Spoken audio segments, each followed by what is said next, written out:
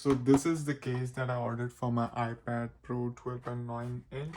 It's called the Supcase. I'm not sure if you guys can see. So yeah, let's go ahead and see how this case is.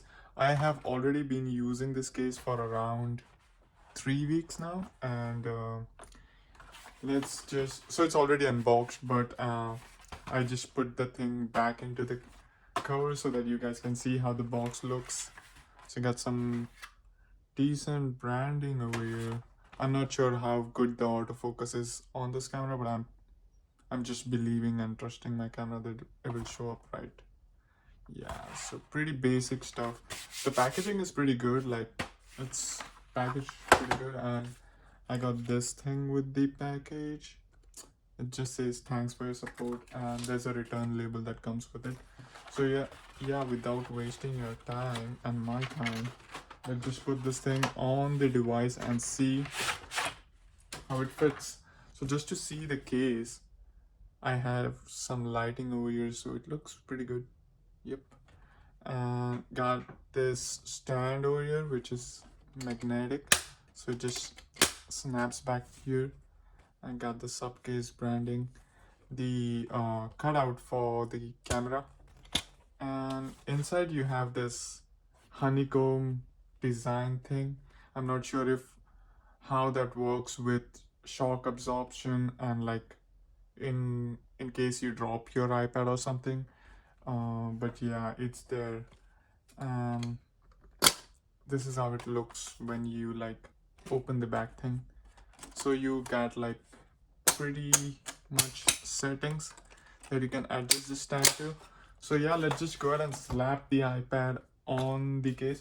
So I have the iPad Pro 12.9 inch, the bigger one, and I basically bought this one because I didn't want like a flip case. I think those look ugly, so I just bought this one.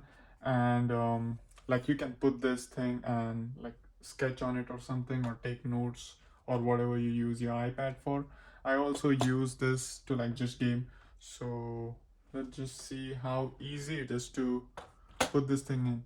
I would say it's not that easy, but given that if it's not going in a Z, then you know that it's not coming out easy. So yeah, that should be a good point, because like in case you drop your iPad, you don't want your iPad to come out of the case and get damaged. So it's a pretty good fit, and I'll show you guys how the buttons and everything align.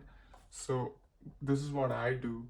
I just make sure that I have the camera cut out in the right place, and then I just slide it in from the top, and then just press my thumbs down here and it's in.